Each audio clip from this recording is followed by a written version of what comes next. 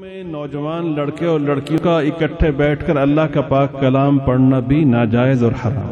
تمہاری تعلیم گئی بھاڑ میں. سمجھتے ہیں؟ جو شخص اپنی جوان بیٹی کو مخلوط ماحول میں تعلیم کے لیے بھیجتا ہے پرلے درجے کا بےغیرت اور بے حیا ہے. حیرت ہوتی ہے ان لوگوں پر، ان کی جرت پر جو اپنے بیٹیوں کو ہاسٹلوں میں بھیجتے ہیں، کئی مہینے وہاں رہتے ہیں. قیامت میں جواب دینا پڑے گا. یہ امانت ہیں، یہ محمد صلی اللہ علیہ وسلم کی بیٹیاں ہیں جن کا ظہور تمہارے گھروں میں ہوا ہے. کل قیامت میں کیا منہ دکھاؤ گے؟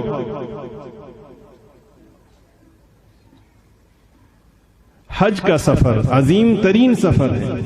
پاکیزگی سے شروع ہو کے پاکیزگی پہ ختم ہوتا ہے. اتنا عظیم سفر ہے کہ جب کوئی شخص حج کر لیتا ہے تو حدیث پاک میں ہے کہ وہ گناہوں سے ایسے پاک ہو جاتا ہے جیسے آج ہی ماں کے پیٹ سے جنم لیا. ایسے ہی ہے. اللہ پاک اتنے خوش ہوتے ہیں حج کرنے والے سے کہ جب وہ واپس آ رہا ہوتا ہے تو سرکار نے درخواست کی اللہم اغفر للحاج، اے اللہ حاجی کی بخشش فرما. اور اگلی درخواست کی وَلِمَنِ اسْتَغْفَرَ لَهُ الْحَاجِ، یا اللہ حاجی جس کے لیے دعا کرتا جائے ان سب کی بخشش فرما. ٹھیک ہے؟ ہوا کیا؟ ہوا یہ کہ ایک صحابی آپ صلی اللہ علیہ وسلم کے ساتھ جہاد میں شریک تھے. آپ صلی اللہ علیہ وسلم نے ان سے پوچھا کہ تمہاری اہلیہ؟ کہ جی وہ حج کے لیے گئیں. حج کے لیے گئی ہیں، یونیورسٹی نہیں گئی تھی، ایسی تعلیم کے لیے نہیں گئی تھی جہاں تعلیم کے نام پر بے حیائی سکھائی جاتی. کہاں گئی تھی؟ اللہ کے گھر میں گئی تھی، جہاں ایک نماز کے پڑھنے پر 1,00,000 نمازوں کا ثواب، ایک قدم پہ لاکھوں نیکیاں ملتی ہیں، 1 روپے کے خرچ کرنے پر لاکھوں روپے خرچ کرنے کے برابر سے.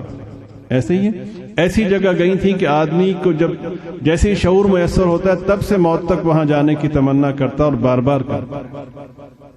جہاں پاکیزگی سے بات شروع ہو کے پاکیزگی پہ ختم ہو. سرکار نے فرمایا کہ تمہاری اہلیہ حج پہ؟ کہ جی حضرت. ان کے ساتھ کون ہے؟ ساتھ تو فرمایا نہیں. تمہیں جہاد جیسے عظیم فریضے میں شامل رہنے کی اجازت نہیں. یہاں سے جاؤ اور اپنی اہلیہ کے ساتھ حج کے سفر میں شریک ہو جاؤ. اس لیے کہ حج کے سفر میں بھی، اتنے پاکیزہ سفر میں بھی خاتون کو تنہا جانے کی اجازت نہیں. کیوں نہیں ہے؟ یا آپ مجھے بتائیں کیوں نہیں؟ ہماری کتنی پاکیزہ نظریں ہیں اس لیے نہیں. سمجھ رہے ہیں آپ؟ یا کچھ اور عرض کروں؟ اس لیے دل پاک ہونا چاہیے. جو شخص یہ کہتا ہے سب سے بڑا جھوٹا وہ شخص ہے. سب سے گندا دل اس شخص کا ہے جو دل پاک ہونا چاہیے کہہ کر بے پردگی اختیار کرتا ہے. حقیقت وہ ہے جو نبی پاک صلی اللہ علیہ وسلم نے بیان فرمائی، باقی سب فراڈ ہے.